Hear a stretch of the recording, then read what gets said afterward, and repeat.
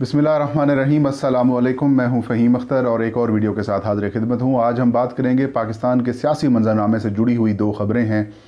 पहली ख़बर है जहांगीर खान तरीन से मुतालिक उनका और उनको वज़ीर आज़म इमरान खान का पैगाम पहुँचाया गया है। जहांगीर तरीन ने एक मुख्तसर वक्त का और खुफिया दौरा किया है इस्लामाबाद का और अपनी रिहाइशगाह के ऊपर ये मुलाकात हुई है। बर्फ़ कुछ पिघली है लेकिन मुतालबात दोनों तरफ से और जो बातें हैं दोनों तरफ से मामलात अड़े हुए हैं। इसका अहवाल बताएंगे, तरीन चाहते क्या हैं और क्या वो किसी और जमात में जाने वाले हैं या नहीं जाने वाले, ये भी बताएंगे। और जो दूसरी ख़बर है नाज़रीन, वो है पाकिस्तान के बड़े सियासी जो अपोजिशन का इत्तेहाद था पाकिस्तान डेमोक्रेटिक मूवमेंट, उसके ऊपर चार्जशीट आयद की है बिलावल भुट्टो ज़रदारी ने आज, और PDM के तमाम ओहदे छोड़ने का ऐलान कर दिया है। यूँ जो 20 सितंबर 2020 को PDM बनी थी, जिसकी होस्ट पार्टी पाकिस्तान पीपल्स पार्टी थी, आज उसने PDM की बाकी जमातों से और बिलखसूस जो शोकाज जिसने नोटिस भेजे हैं उनसे पब्लिकली ANP और पीपल्स पार्टी से माफ़ी मांगने का मुतालबा किया है। इसका अहवाल आपको देंगे। सबसे पहले पाकिस्तान तहरीक इंसाफ के रहनुमा जहांगीर खान तरीन, जिन्होंने PTI को 2011 के बाद ज्वाइन किया और देखते ही देखते तहरीक इंसाफ की टॉप स्लॉट्स में वो शामिल हुए और सेक्रेटरी जनरल के ओहदे पर रहे, और उन्होंने जनरल इलेक्शन 2013 हो या जनरल इलेक्शन 2018 हो, इनको कंडक्ट कराने में तहरीक इंसाफ के उम्मीदवारों के फाइनलाइजेशन में बड़ा कलीदी किरदार अदा किया। आसिफ अली जरदारी के बाद जोड़ तोड़ के जो किंग समझा जाता है या फिर जिसे माहिर समझा जाता है वो जहांगीर खान तरीन को समझा जाता है। और जहांगीर तरीन ने कई जो मुश्किलात थी तहरीक इंसाफ की, वो ना सिर्फ ख़त्म की बल्कि इमरान खान हो या फिर पंजाब में या फिर वफाक में हुकूमत बनाने में भी बड़ा कलीदी किरदार अदा किया। जहांगीर खान तरीन के बारे में कहा जाता है कि वो पहले मुकम्मल होमवर्क करते हैं और उसके बाद अपना प्लान एग्जीक्यूट करते हैं। मेरे कुछ ब्यूरोक्रेट्स जो रिटायर्ड हुए हैं, जिन्होंने इनके साथ जब ये मिनिस्टर थे, जब इनके साथ मातहत के तौर पर काम किया, तो वो बताते हैं कि तमाम तर जो प्रेजेंटेशंस हैं या फिर जो मामलात होते हैं वो जहांगीर तरीन ख़ुद से पहले करके आते होते हैं, और बाज़ औक़ात हमें बड़ी प्रॉब्लम होती है कि जिस किस्म के क्वेश्चंस होते हैं वो हम प्रिपेयर भी नहीं होते। तो इनके बारे में ये है कि ये अपना काम ख़ुद भी करते हैं और पूरी प्लानिंग के साथ सोच समझ कर काम करते हैं, और यही वजह है कि इनका बिज़नेस हो या फिर पॉलिटिकली मामलात हो, इनके बड़े परफेक्ट रहते हैं। लेकिन तहरीक इंसाफ में आने के बाद बिलखसूस PTI हुकूमत में आने के बाद जहांगीर तरीन के जो मामलात हैं वो कुछ ख़राब दिखाई दिए। एक तो सुप्रीम कोर्ट से वो नाअहल हुए, और उसके बाद उनके ख़िलाफ़ इमरान खान के करीबी जो लोग, जो इस वक्त इक़्तिदार में आने के बाद जो इमरान खान के करीब लोग आए हैं, उन्होंने शायद समझा कि जहांगीर तरीन उनके लिए सबसे बड़े थ्रेट हैं, तो इस वजह से उनके ख़िलाफ़ साजिशें भी की गईं और कुछ मामलात उनके ख़िलाफ़ पेश भी किए गए, जिसके बाद इमरान खान हूँ या फिर जहांगीर तरीन हूँ, इनके दरमियान दूरियां पैदा हुई। फिर दूरियों को ख़त्म करने की भी कोशिश की गई, लेकिन सुई जो अटकी, जो लड़ाई की बड़ी वजह बनी, वो वज़ीर आज़म इमरान खान के जो सेक्रेटरी हैं आज़म खान, उनके जो एडवाइज़र हैं दाखिला और एहतसाब के शहजाद अकबर, इनके साथ इख्तलाफात कुछ संगीन लेवल के पहुँच गए। और इमरान खान को जो आज़म खान है उनके ऊपर हद से ज़्यादा ट्रस्ट है, और इसी तरीके से आज़म खान जो हैं वो ज़्यादा ट्रस्ट करते हैं शहजाद अकबर पर, तो इस वजह से कुछ मामलात ख़राब हुए। फिर चीनी आटे का बहरान पैदा हुआ, इसके ऊपर इंक्वायरी कमीशन बनाया गया, कमीशन की रिपोर्ट आई। रिपोर्ट से पहले ही तरीन को ख़दशात पैदा हो गए थे कि एक बनगढ़ंत किस्म की रिपोर्ट इमरान खान को पेश की जाएगी और जिसके बाद जो दूरियां और इख्तलाफात हैं इनको मज़ीद तक़वियत दी जाएगी। वही हुआ। जहांगीर खान तरीन की शुगर मिल्स को टारगेट किया गया, उनके एक अजीज़ हैं उनकी शुगर मिल्स को, और जिनका शेयर है तकरीबन 30 से 35% पूरी पाकिस्तान की शुगर इंडस्ट्री में, उनकी शुगर मिल्स का रिकॉर्ड कब्ज़े में लिया गया, वहाँ पर छापे मारे गए, और आलमोस्ट यही कहा गया कि इन्हीं जो बड़ी शुगर मिल्स हैं इनके ख़िलाफ़ ही वो टारगेटेड ऑपरेशन था। लेकिन हुकूमत का ये मौक़िफ़ है, और बिलखसूस जो शहजाद अकबर हों या फिर बाकी जो इस ग्रुप के हामी लोग हैं, वो कहते हैं कि सिर्फ जहांगीर खान तरीन की ही शुगर मिल्स नहीं बल्कि तमाम लोगों की शुगर मिल्स की इंक्वायरी की जा रही है और उन्हीं के ख़िलाफ़ कार्रवाई की जा रही है जो सट्टा खेलते हैं, माफिया हैं, महंगी चीनी बेचते हैं, बाहर एक्सपोर्ट की, फिर सब्सिडी हासिल की, फिर ये किया। तो मतलब वो कह रहे हैं कि अक्रॉस द बोर्ड इस वक्त अकाउंटेबिलिटी हो रही है और इसमें कोई अपना नहीं, कोई दूसरा नहीं, और कानून सब के लिए एक है, किसी के लिए कोई भी कानून की नज़र में बड़ा या छोटा नहीं है। लिहाजा जहांगीर खान तरीन जो है, जो लोगों को इकट्ठा कर रहे हैं, ये सिर्फ इस एहतसाब से बचने के लिए कर रहे हैं।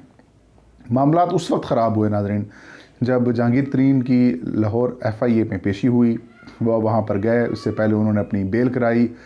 बेल कराने के बाद जब वो पेश हुए तो उस वक्त राजा रियाज़ एंड बाकी जो MLAs और MPAs हैं वो वहाँ पर पहुँचे।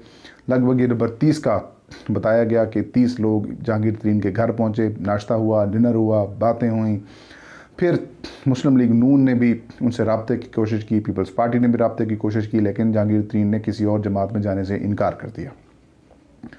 जब ये इनकार की ख़बरें आईं और इस दौरान कुछ वज़ीर-ए-आज़म इमरान ख़ान के जो दीगर सीनियर वज़रा हैं उन्होंने भी इमरान ख़ान को, वज़ीर-ए-आज़म को और वज़ीर-ए-आज़म इमरान ख़ान को मशवरा दिया कि आप जहांगीर तरीन को इस तरीके से बेदखल ना करें और ये जो बातें की जा रही हैं इसकी फेयर तरीके से कुछ मामलात करें और इस तरीके से जो तहरीक इंसाफ के कैसेट हैं जहांगीर तरीन उनको लूज़ ना करें और इसके मामले के ऊपर अफ़हाम व तफ़हीम करें।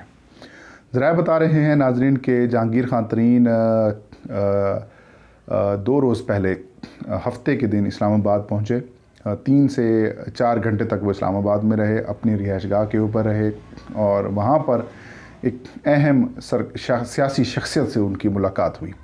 इस मुलाकात में वज़ीर-ए-आज़म इमरान ख़ान का पैगाम पहुँचाया गया और ये कहा गया कि मैरिड होगा और आप जिस तरीके से ये सियासी मामलात कर रहे हैं ये ना करें। ज़राए बता रहे हैं कि जहांगीर खान तरीन ने जवाब दिया कि बात तब होगी जब आज़म ख़ान या फिर शहज़ाद अकबर हैं इनको हटाया जाए। वो हुकूमत हटाने के लिए तैयार इस वक्त नहीं है, लेकिन उन्हें ये यकीन दहानी कराई कि वो मेरिट के ऊपर अपनी तहकीकात के लिए मुकम्मल तौर पर अपने आप को पेश करते हैं। बेशक थर्ड पार्टी आप मेरिट करवा लें, अगर कहीं भी मैं गिल्टी हूँ मैं कानून के सामने ख़ुद को सरेंडर करूँगा, लेकिन ये सिर्फ मुखालफत की जा रही है और मामलात ज़ात तक पहुँचाए जा रहे हैं। और मेरी बेटियों फिर बेटे के ऊपर तो मामलात थे, चलो ठीक है, मेरी ऊपर ज़ात के ऊपर ठीक, लेकिन अब जब अहले खाना के ऊपर जब मामला जाएंगे तो मामला ज़्यादा ख़राब होंगे। बहरहाल अब बर्फ़ पिघलना शुरू हो गई है, तवक्को ये है कि कुछ दिन तक मामला बेहतर हो जाएंगे। जहांगीर तरीन से एक और जमात के भी रहनुमा की तरफ से रब्ते की कोशिश की गई है, लेकिन जहांगीर तरीन ने इनकार कर दिया और ये कहा कि मैं तहरीक इंसाफ के साथ हूँ, रहूँगा।